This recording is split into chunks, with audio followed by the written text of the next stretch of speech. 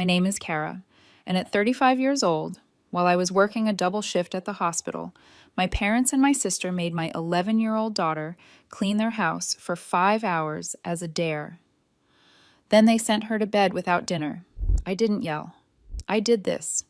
9 days later, they were the ones scrubbing the floor in panic. If you have ever felt betrayed by the people who should have been your biggest supporters, let me know where you are watching from. I got off the night shift with legs that felt like half-cooked spaghetti and a headache that had settled behind my right eye like it paid rent. All I wanted was to pick up my daughter Mia, crawl into bed, and maybe, if I was lucky, lose consciousness without dreaming about patient charts or buzzing monitors.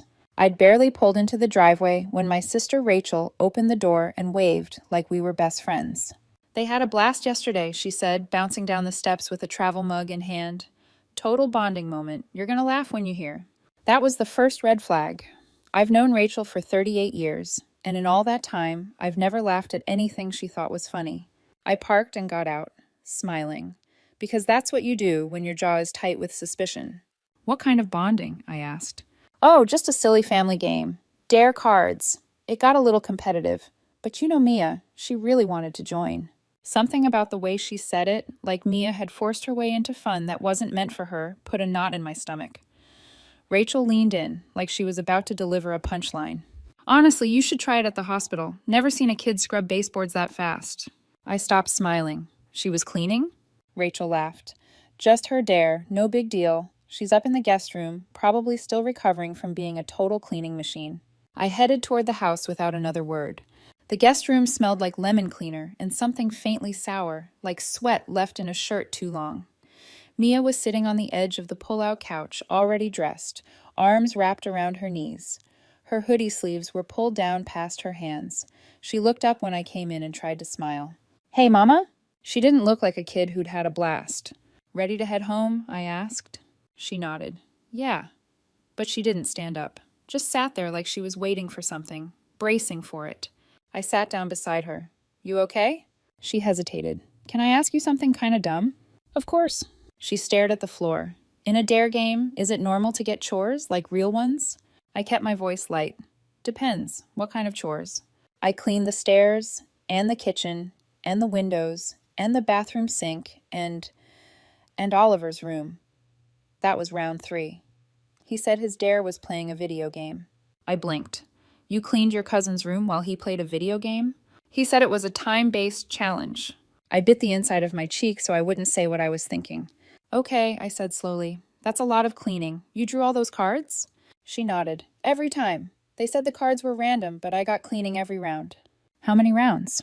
Like maybe 6. I stopped counting. My throat tightened. And the others? Fun stuff, like wearing socks on their hands, jumping on the bed, talking in rhymes. Oliver had to pretend to be a spy. He used a banana as a walkie-talkie. Of course he did. She gave a weak smile. They told me I had to do every dare. I pulled no skipping as I begged to join, so I said yes. I didn't want to be the only one not playing. I felt a cold knot form in my chest. I'd seen it before, compliance disguised as permission. I reached for her hand. That's when I noticed the blister, angry, raw, just under her thumb. Did you tell anyone this was hurting? I didn't want to lose. I swallowed hard. What was the last task? The guest bathroom. I did most of it, but I didn't finish the floor. The sponge kept slipping. She looked down again. They said if I didn't finish, I didn't win. And if I didn't win, I didn't get dinner. I froze. You didn't eat? She shook her head. I found a granola bar in my bag. I think it was from last week. She said it like she was proud of herself for solving a problem. I sat perfectly still. If I moved, I was afraid I'd start screaming. Downstairs, my mom was rinsing mugs in the sink. Rachel was scrolling her phone, legs tucked up on the couch like she lived there, which she did. Hey, I said, trying not to sound like I was holding back a tidal wave. Can we talk about the dare game? Rachel perked up. She told you? Wasn't it hilarious? She told me she cleaned the house for 5 hours. Well, okay, not the whole house, just her dares, and not 5, maybe 4 tops. Rachel. She rolled her eyes. She wanted to play. We warned her, no backing out. You should have seen her. She was into it. She cleaned Oliver's room while he played a game. That was a great dare. It was time-based. She got a high score in dusting, I think. I looked at my mom. You were here for all of this? She seemed happy, my mom said, not quite meeting my eyes. She wanted to be included. She has a blister, I said. Rachel waved her hand. Please, one little blister. You should see what my kids do in gym class. Builds character. And the dinner? She didn't finish the last dare. That was the rule. I stared at her. You made her think if she didn't scrub your bathroom floor perfectly, she didn't deserve food? She agreed to the rules. I laughed once, sharp and humorless. You know, I said, I always wondered how you got away with making me clean your room growing up. Guess I finally figured it out. Rachel raised an eyebrow. What's your problem? It was a game. I smiled. That's what you're calling it now? She smirked. If you're nice, I'll tell you the secret. Never call it a chore, call it a challenge. I nodded once, turned on my heel, and walked out the front door before I broke something. Mia was already buckled in. I didn't start the car right away. She looked over at me and said, Was I stupid for believing it was a game? No, I said, but they were stupid for thinking I'd let it go. And I meant it, because 9 days later, they were the ones panicking and scrubbing the floor. They used to call it the sister code. It wasn't written down anywhere, but Rachel recited it like scripture. Good sisters do each other's chores. Good sisters cover for each other. Good sisters don't tattle. I was 7, she was 12. I didn't know yet that code was just another word for trap. Once, she convinced me that it was a sacred family tradition to take turns cleaning the toilet. Our grandmother had done it for her sister. Apparently our great-grandmother, too. I only found out months later that Rachel had invented the whole thing. Grandma nearly choked on her coffee when I mentioned it, but by then I'd already scrubbed the toilet twice. That was the beginning of a very long pattern. My parents called Rachel clever. They called me emotional. She would hide things, break things, blame me, then sit back and watch the performance unfold. She once got me grounded for stealing her diary, which I never touched. She'd just hidden it behind the couch and pointed at me. You must have taken it, she said with wide eyes. Kara always acts guilty when she's lying. I wasn't lying. I was just always guilty, at least in their eyes. And when I cried, my mom would say, Oh, honey, you have got to toughen up. By the time I moved out, I thought I'd escaped it. I got a scholarship, became a nurse, fell in love with a man who actually listened when I spoke. I built something that looked like a normal life. Quiet, steady, free from pranks disguised as love. When Mia was born, I promised myself it would be different. No games, no guilt-wrapped obedience, no sister code. But the funny thing about generational patterns is how quietly they wait for the next opening, especially if you don't burn the bridge behind you. And I didn't. Not completely. My parents still lived in the house I grew up in. So did Rachel. She never left. Not really. She married, divorced, moved back in with 3 kids and a rotating list of excuses. She called it multi-generational harmony. I called it cheap rent with extra manipulation. Her kids, ages 11, 13, and 15, were loud, charismatic, and weirdly good at performing innocence, just like their mother. Mia idolized them. She was my only child, quieter, thoughtful, a little bit like I'd been, minus the trauma. She loved drawing, baking, and hanging out with kids who made her feel like she belonged, which of course made her a perfect target. The first time she came home upset after a weekend with them, she said it was because she lost a game. I asked, what kind of game? She hesitated. They were pretending to be spies, and I had to be the villain because I was the last to join. Did you want to be the villain? She shrugged. Someone had to be, and I got to do stuff like mop the hallway. That was my evil plan. My stomach sank. But then she changed the subject, told me about the cookies Grandma let her bake, said she was fine. She always said she was fine. Another time she came back with marker all over her arms. They said it was a tattoo dare, she explained, like initiation. I stared at the childish scribbles up and down her forearms. But why only you? They already did theirs earlier, she said too quickly. I asked if she had fun. She paused. Sort of. I just want them to like me. That night, I lay awake wondering if I was overreacting. My mother's voice echoed in my head. Don't be so dramatic, Kara. You always read into things. If I let it go, I wish I hadn't. The week before the cleaning incident, Mia called me from the kitchen phone quietly while the others were outside. They're playing the dare game again, she whispered. Are you playing too? No, they said I have to earn it first. How? I don't know. Tyler said they're still deciding. I asked if she wanted me to come get her. She said no. I asked if she was okay. She said yes. But when I asked what she'd done that day, she said she helped Grandma organize the pantry because she was waiting her turn. waiting her turn to be allowed to join, to be humiliated. I should have gone to get her. Instead, I finished my night shift. I told myself she was safe with family. That word feels like acid in my mouth now. When I told Mia the game was rigged, she just blinked at me. "No, I don't think so," she said. "They let me shuffle." That hurt more than I expected, because it meant she still thought fairness was possible in that house, that if she just shuffled hard enough, smiled enough, cleaned enough, she'd earn her place. But I didn't say that. I sat down next to her and asked her to walk me through it again fully, from the beginning. She bit her lip, thinking. Okay. So there were 6 of us playing, me, the 3 cousins, and Aunt Rachel and Grandpa joined for the first round. Of course he did. And the rule was, you pull a dare and you have to do it. No backing out or you're out. And what were some of the dares? I asked. She started listing them, fingers tapping against her jeans. Tyler had to make up a dance. Layla had to prank call a fast food place. Oliver had to play his favorite video game for 10 minutes. Rachel had to balance a spoon on her nose. And you? I got clean the stairs, then wipe the windows, then vacuum the hallway, then organize the shoes, then clean Oliver's room. My throat tightened. That's 5 rounds, I said.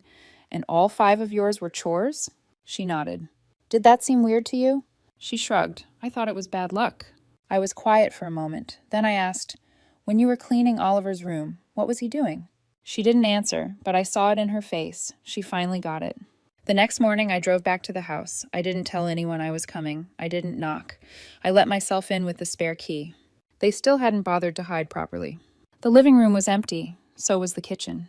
I opened the cupboard where they kept board games, puzzles, decks of cards, and yes, the dare game. It looked innocent enough. A homemade deck, rubber banded together. Each card had neat, colorful handwriting. I flipped through it slowly.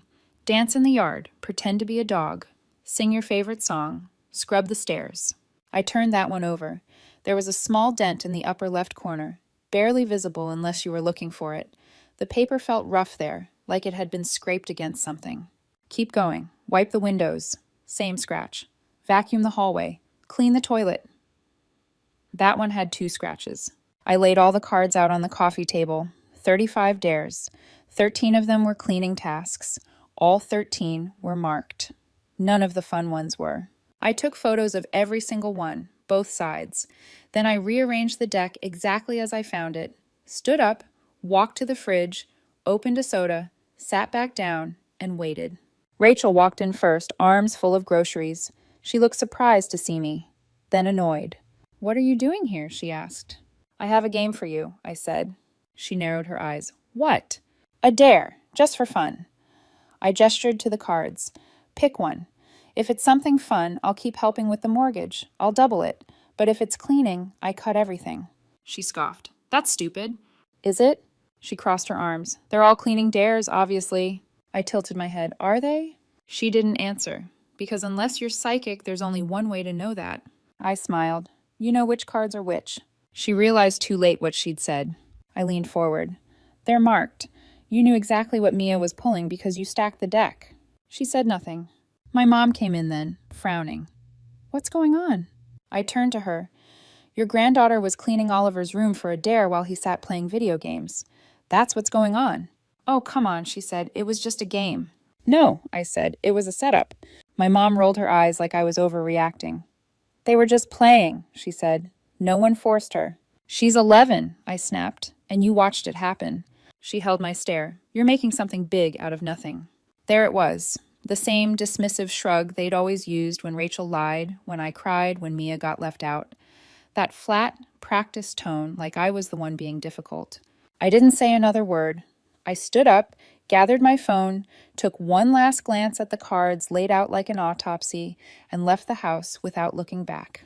By the time I got home, my decision was made. I opened my banking app and canceled the transfer toward their mortgage, something I'd been helping with for almost 2 years. Then the grocery money I sent Rachel once a month. Then the school camp deposit I'd covered as a favor for one of her kids. Gone. Not out of revenge, just clarity. You don't get to exploit my daughter and still cash the checks. I didn't announce it. No angry texts, no long message about boundaries, just stopped. But silence has a way of speaking. By Monday morning, my phone lit up with a storm of passive-aggressive smoke signals. "Rachel, did the payment bounce or did you forget again?" Rachel, Call me. Urgent. Rachel. Wow, so you're really cutting off your own family over a card game? You need help. Then it hit the family group chat. The big one. The one with cousins, aunts, extended relatives who only message twice a year unless there's gossip. Rachel in the group. Kara is no longer supporting mom and dad. Apparently she's mad about a game Mia played and has decided to punish everyone. Just letting people know what's going on before the rumors start. Immediately, the side comments rolled in. Cousin Lisa, seriously? That seems extreme. Uncle Rob, over a game? Come on. I sat there reading in silence, letting it build, letting them believe the version that made me look unhinged. And then I dropped the photos.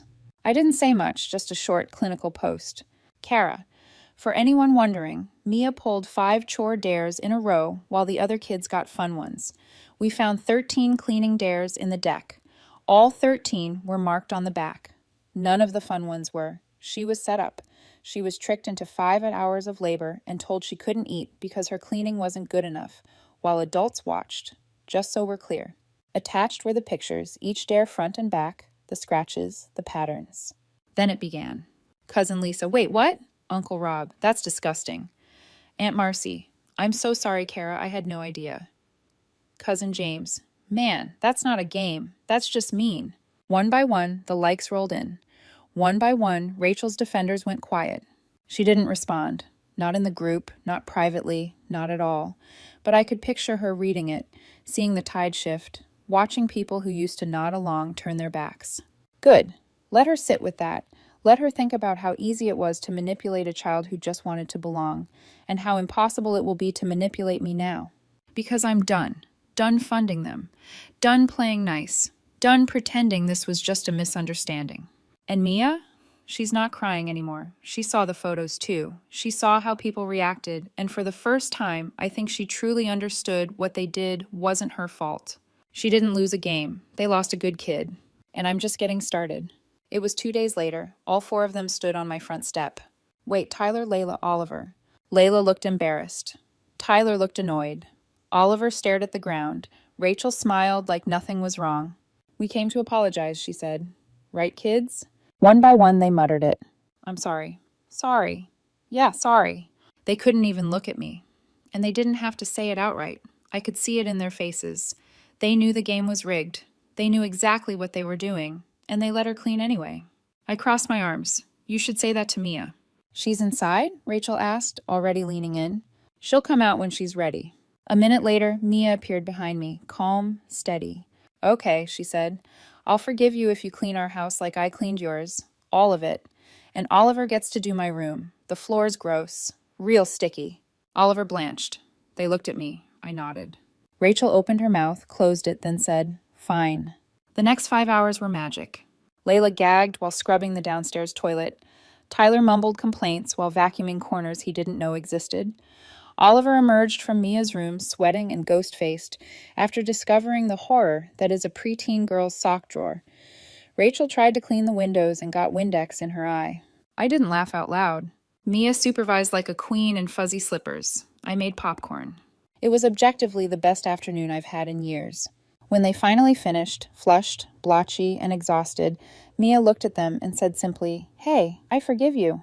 Rachel let out a breath like she'd been holding it for 2 weeks. Then she looked at me.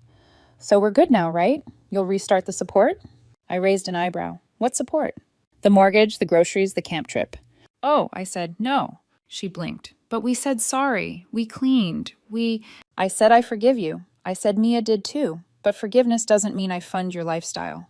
She stared at me. I stared back. It was quiet for a few beats.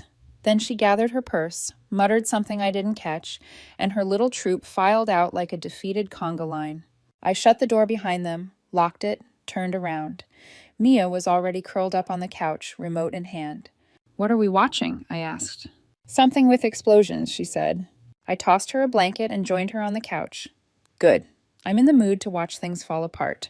We didn't talk about what happened again that day. We didn't have to, 'cause it was over, and for once, we were the ones holding the cards. It's been 8 months. We're low contact now. Technically, they haven't reached out again. Probably because they know I won't fund their chaos anymore. Last I heard, Rachel picked up a part-time job she hates, and the whole household has been struggling to keep up with the bills. I don't lose sleep over it. Mia's fine. More than fine, actually. She's got clearer boundaries than most adults I know, and a room of her own that no one dares assign chores in.